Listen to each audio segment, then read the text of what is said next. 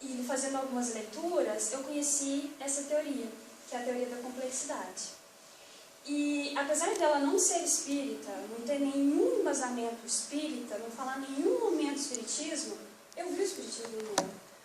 E depois, no finalzinho, vocês vão entender. Na verdade, não é que eu vi o espiritismo nela, eu vi possibilidades da ciência espírita estar unida transdisciplinarmente com ela. Então, primeiro a gente vai começar entendendo o que foi um paradigma. Propor a definição de paradigma com relação à ciência, né? E aí eu busquei um filósofo e historiador da ciência, que é o Kuhn, e ele é bem conhecido, né, em todas as áreas da ciência, para você embasar uma pesquisa, você sempre encontra a citação desse Kuhn. E ele define paradigma como a constelação de crenças, valores e técnicas partilhadas pelos membros de uma comunidade científica, né? Então, em cada época, vigoram determinados paradigmas científicos, né? E aí eu fui buscar também outro autor, que é o Edgar Morin, que é um antropólogo, filósofo e sociólogo francês, o que é um paradigma. Mas a visão do Morin, porque Morin é um dos maiores teóricos da complexidade, né? E essa visão de paradigma do Morin é já com um olhar complexo, né? Embasado na teoria da complexidade. Ele vem dizer que paradigma significa um tipo de relação muito forte e dominadora que possui uma natureza lógica entre um conjunto de conceitos mestres, né? Então, se nós formos considerar todas as ciências de uma determinada época, elas são embasadas por um paradigma vigente. E ele vem discutir também nas suas obras que os paradigmas eles entram em crises.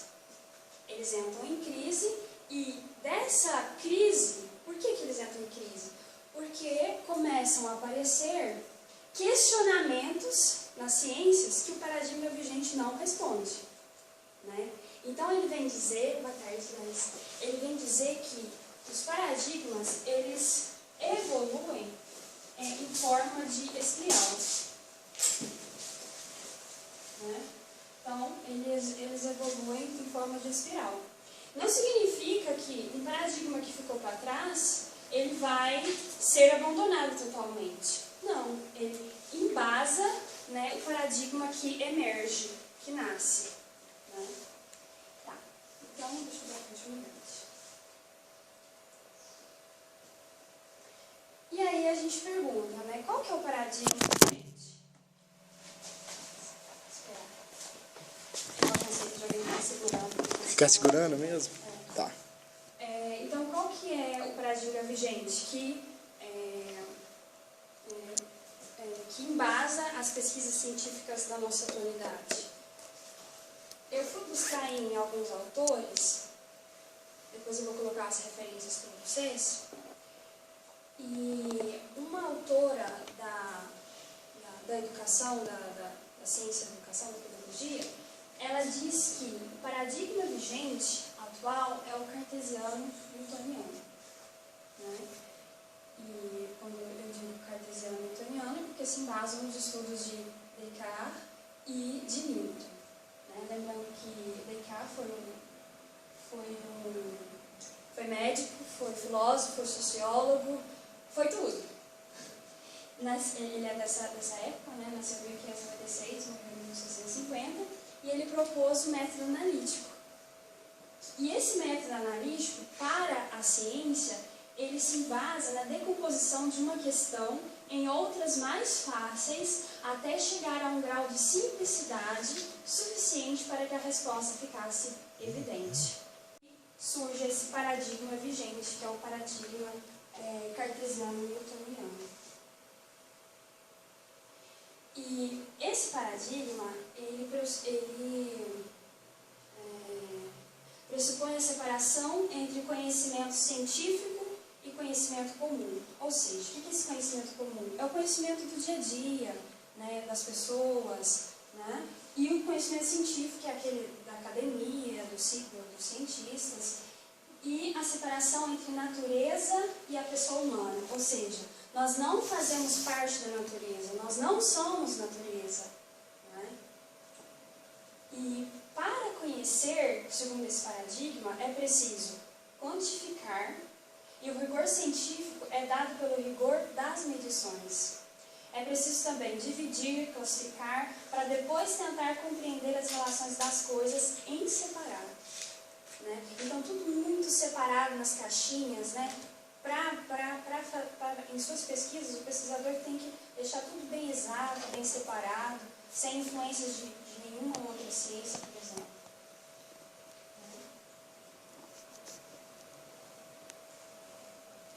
E esse paradigma newtoniano cartesiano, ele trouxe muito avanço para as nossas ciências, né? Porque todo esse tecnicismo, toda essa tecnologia que nós temos hoje é resultado desse paradigma. Né? Mas também teve algumas consequências negativas. Né? E alguns questionamentos estão surgindo na atualidade que esse paradigma não responde, que ele não dá conta já. E aqui eu elenquei algumas consequências, que é a retaliação da visão de totalidade, ou seja, o nosso sistema educacional, que adota ainda esse paradigma, o que acontece na escola? Separação das disciplinas. Não, um professor de português, um professor de matemática, um professor de biologia, né? Então tudo muito separado. E a gente acaba aqui, tudo dentro das gavetinhas, né? A gente não consegue juntar tudo isso. A gente não consegue ter essa visão do globo, essa visão holística do conhecimento. Né? Fragmentação do nosso pensamento, vida como luta competitiva pela existência. Né? Para você ser bem sucedido, você precisa crescer economicamente, ou você precisa, aí pensando na questão acadêmica, né? Você precisa ser especialista, você precisa ter um pós-doutorado na sua área, né? Isso que é a questão da superespecialização. Progresso material ilimitado, ordem alcançada pelo crescimento econômico e tecnológico, ou seja, para que tenha equilíbrio, para que se tenha ordem, é preciso ter esse crescimento econômico, é preciso sempre ter crescimento tecnológico. E disso, nós temos estilos de vida patológicos, né? Aí nascem as doenças psicológicas, né? Depressão, fobias, etc. Separação entre matéria e mente, corpo e alma, ou seja, a gente vive isso na pele, né? Vocês que fazem pesquisa na psicologia, né? Às vezes professores que não aceitam de forma nenhuma considerar pesquisas sobre o espírito, né? E quebra da unidade entre o microcosmo e o macrocosmo. Né? Essa questão de que o pequeno influencia o grande. Né? E depois eu vou discutir essa questão quando eu falar dos fractais. E também isso está muito relacionado à teoria do caos, que a gente viu no último tédio, né? Que o bater de uma asa de uma borboleta na floresta amazônica pode causar um tornado nos Estados Unidos.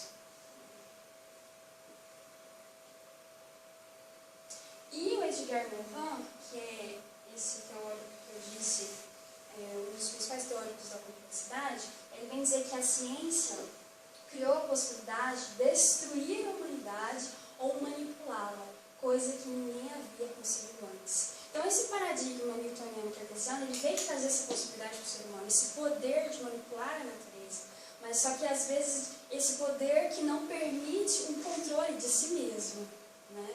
Das suas forças psíquicas, por exemplo.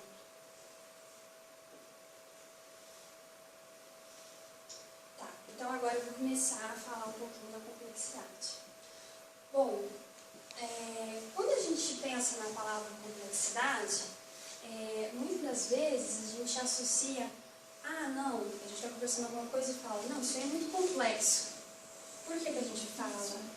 É difícil de explicar. Associa com difícil. Sempre associando complexo com difícil. Né?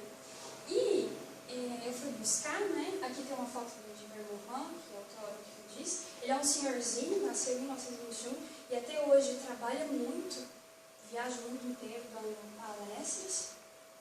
Ele vem dizer que complexidade é diferente de complicação. Complexidade não é a mesma coisa que complicado, né? Por quê? Aí eu fui buscar na etimologia da palavra complexidade. O que é complexidade? Complexidade vem do latim complextere, que significa traçar, tecer, enlaçar. Então, complexidade é aquilo que é tecido junto. E segundo Morin, a complexidade é um tecido de elementos heterogêneos. Então, elementos heterogêneos. Quando a gente fala heterogêneos, cada um com a sua particularidade, cada um com a sua individualidade, né? Inseparavelmente associados. Né? Pensando num tapete mesmo, né? Com seus fios tecidos juntos que formam um todo, que formam um conjunto, que apresentam a relação paradoxal entre o uno e o múltiplo. E também a complexidade apresenta-se sob o aspecto perturbador da perplexidade, da desordem, da ambiguidade, da incerteza, ou seja, de tudo aquilo que se encontra no emaranhado, nesse inextricável. Tá. Inicialmente, pode parecer realmente muito difícil a gente entender o que vem a ser essa complexidade. Para mim ainda está sendo difícil entender. Eu estou estudando a complexidade para fazer, eu acho que uns 7 meses mais ou menos, ou mais. E assim, é como, não sei se você se lembra, não sei se alguém estuda música aqui, eu sei que você estuda, né, aulas. É igual quando a gente começa a estudar música, as partituras. No início a gente olha aquelas notas lá, não entende nada, realmente é muito difícil. A gente pode dizer até complexo. Mas depois aquilo fica automático. A gente consegue associar o pentagrama, onde que coloca determinada nota, para produzir a música. Né? Tá. E Edgar Morin, quando ele vai explicar, né, essa teoria, ele propõe alguns operadores cognitivos do pensamento complexo, ou princípios da complexidade. E são, ao todo, 6. Circularidade, autoprodução, dialógico ou operador dialógico, operador hologramático, integração sujeito-objeto e ecologia da ação. E esses operadores, eles funcionam todos juntos, interligados. Às vezes, para analisar algum evento, é preciso pegar um operador para analisar, mas isso não significa que você deve excluir os outros, porque eles caminham juntos, eles devem trabalhar em conjunto. E aí eu selecionei 3 operadores, né, com alguns exemplos para ficar mais claro o que vem a ser.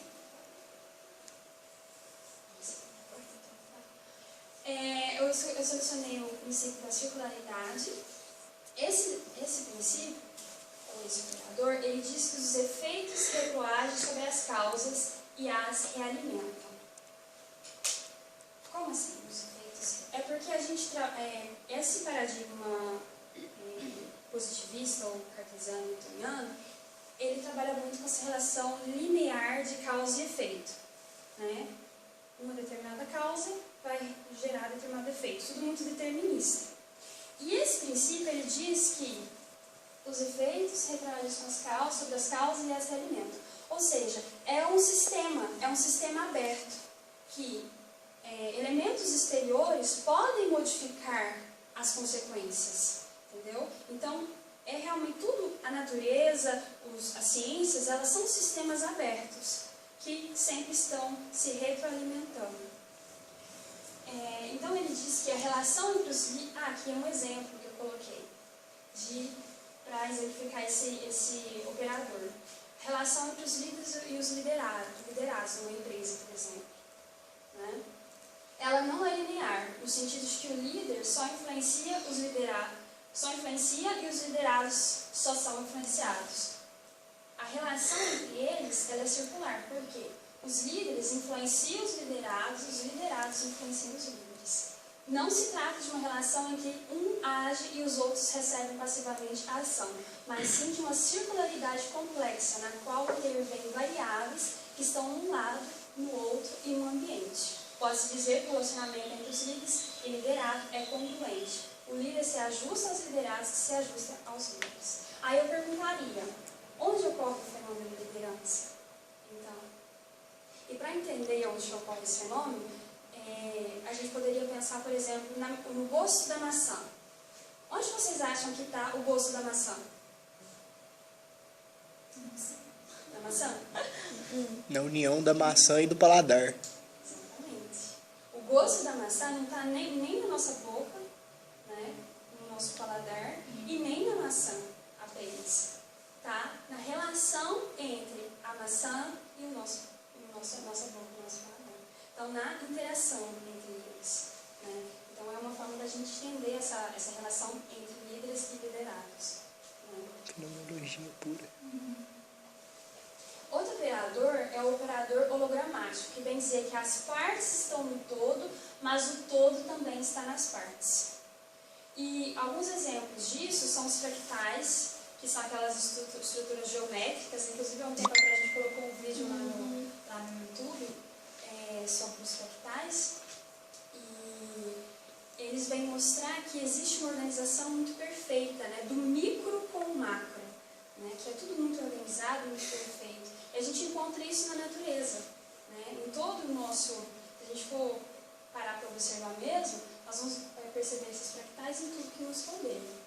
Nos órgãos humanos, aqui a gente pode lembrar da doação de órgãos, né? A gente tem ali órgãos que podem ser doados, né? E para qualquer pessoa, claro que tem toda aquela questão de adaptação ou não.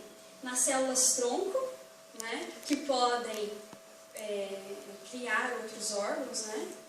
E existe unidade na diversidade humana e diversidade na unidade humana. O mesmo, é claro, ocorre em todo o mundo natural. E o último operador que eu vou trazer o exemplo é o operador... Acho que eu vou aqui um pouco. Ah, não, é isso mesmo. Interação sujeito-objeto. Esse operador vem dizer que o observador faz parte daquilo que observa. Então, é totalmente contrário do que o paradigma vigente propõe. Né? Para que nossa observação fosse sempre objetiva, seria preciso que estivéssemos sempre separados daquilo que observamos.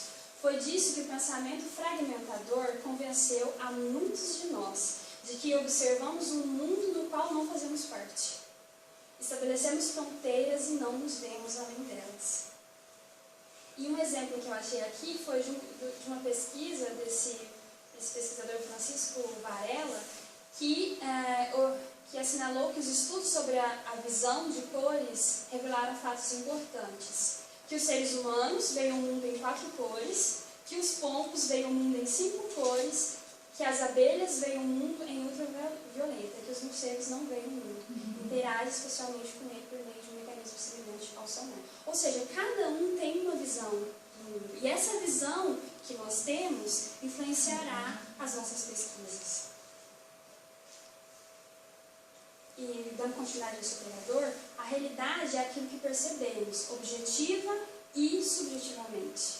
Né? É o que observamos e o que sentimos e pensamos em relação ao que observamos. E é das relações que emergem as percepções. Lembrando a relação do gosto da maçã. Né? Coloquei mais um. E esse é o último mesmo que eu vou exemplificar, que é o operador ecologia da ação. Ele diz que as ações com frequência escapam ao controle de seus autores e produzem efeitos inesperados e às vezes até opostos aos esperados. Para exemplificar esse operador, eu trouxe um poema de Fernando Pessoa, que eu vou ler aproveitando para finalizar. Da mais alta janela da minha casa, com um lenço branco digo adeus aos meus versos que partem para a humanidade. Eu não estou alegre nem triste, Esse é o destino dos versos. Escrevi-os e devo mostrá-los a todos, porque não posso fazer o contrário.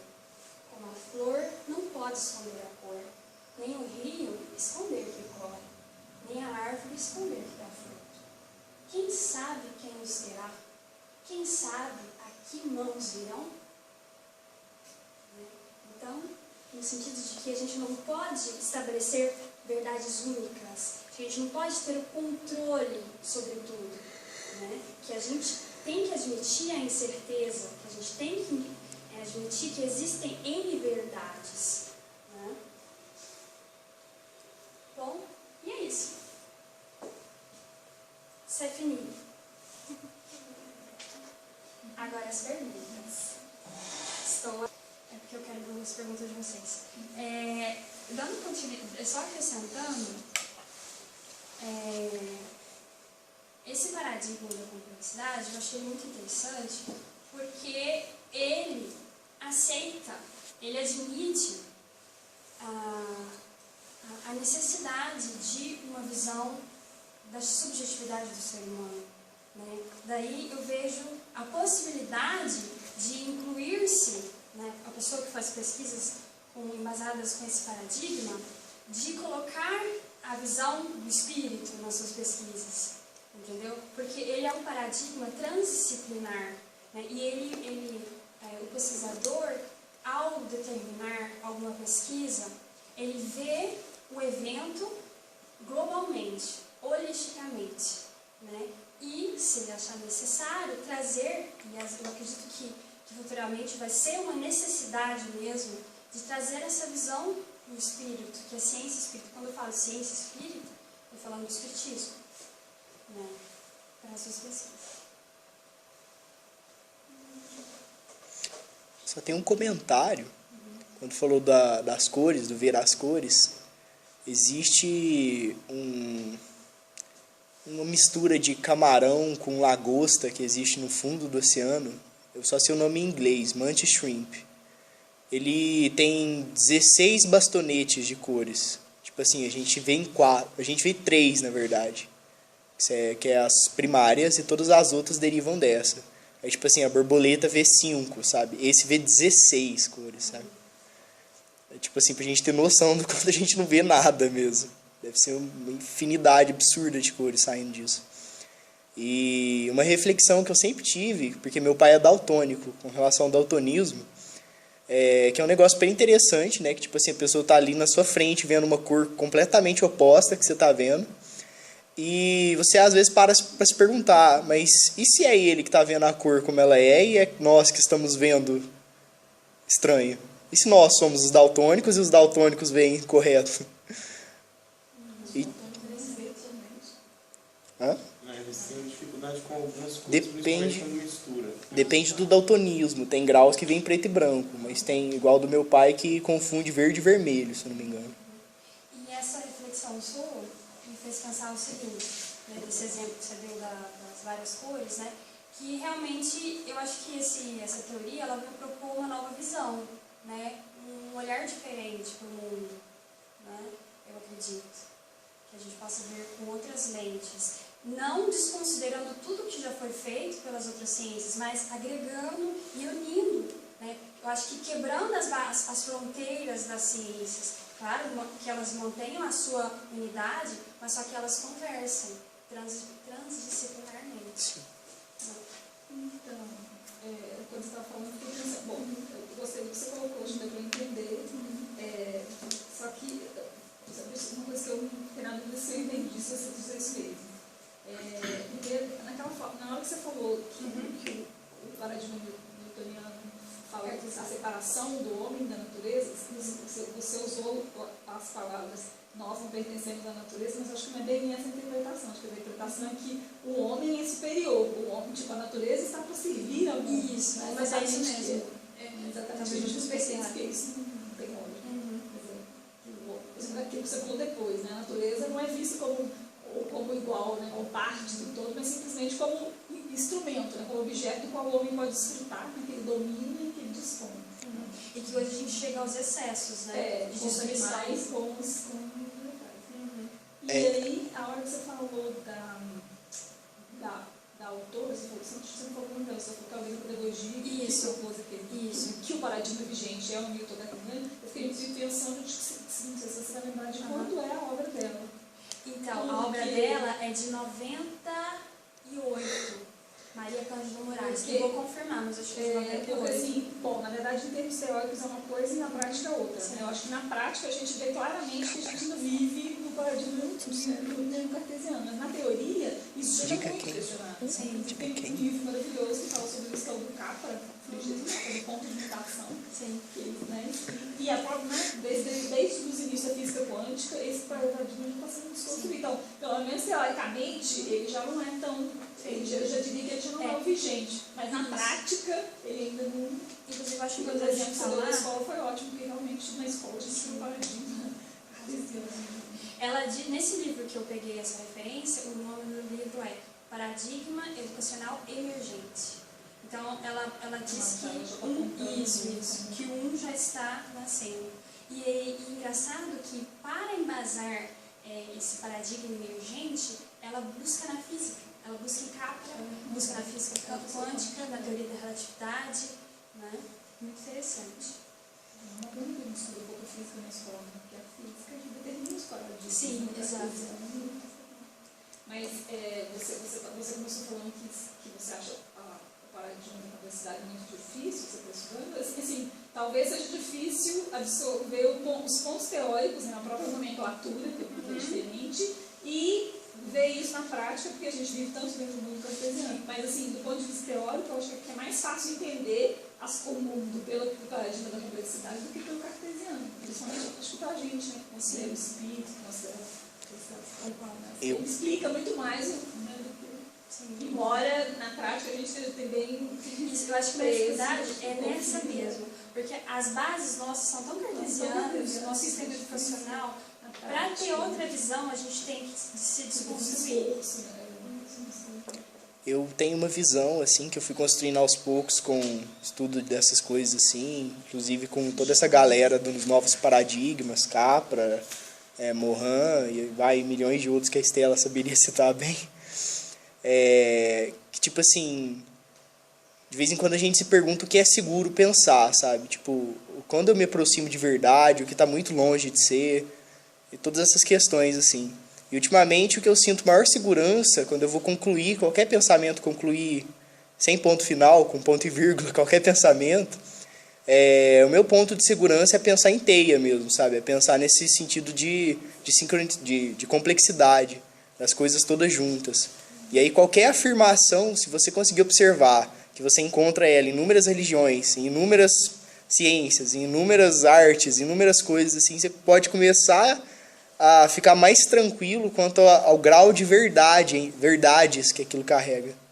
Eu penso muito assim. Você falou em conclusão, geralmente quando eu começo qualquer estudo, eu já começo assim, gente, a gente vai classificar algumas coisas, que assim, vocês têm em mente que a gente está fazendo um recorte, que as coisas não são assim, a gente simplifica para poder se discutir, mas a coisa é sempre muito mais complexa do que isso. E um acréscimo que eu faria à ideia da complexidade é que, tipo assim, da mesma forma que as coisas são construídas em teias, elas, de certa forma, carregam muito de paradoxos. Então, tipo assim, as dualidades sempre se complementam. É quente, mas é frio. O gelo queima, sabe? E pensando nesse sentido, a complexidade, ao mesmo tempo, carrega muito de simplicidade. Sempre volta uma coisa à outra. Então você vai lá, nossa, é absurdamente complexo, mas é extremamente simples também. Amar ao próximo como a ti mesmo é uma ideia extremamente simples, mas dá para você ramificar isso ao infinito de coisas a se pensar e fazer. Mais algum comentário para a gente fazer o fechamento? Pergunta. Aquilo ali tem a ver com a teoria? Você pegou só uma ilustração ou é uma coisa assim, tipo um gráfico que você fez? É o gráfico que eu peguei de um vídeo que fala sobre a complexidade. Eu vou, quando eu for postar o vídeo de hoje, eu vou colocar esse outro vídeo também, que fala sobre a complexidade. Então é isso, né? Podemos alguém mais gostaria de comentar? Então, eu também gostaria de comentar, mas acho que assim, vai um pouco diferente de tudo que foi comentado. Porque assim, O paradigma do Descartes e do Newton, né, ele ficou vigente aí por vários anos, né, mais de séculos, e ele trouxe alguns avanços muito importantes, né? Acho que a gente evoluiu muito graças a algumas das características que ele possui. Por exemplo, a superespecialização, eu acho que eu não vejo ela puramente um problema. Eu acho que ela, por exemplo, o avanço que a gente tem hoje, a minha visão é um pouco limitada por causa da medicina, né? Mas, por exemplo, se não fosse a superespecialização, muito provavelmente a gente não conseguiria fazer muitos dos procedimentos que hoje a gente faz na medicina e que tem demonstrado uma importante evolução, né?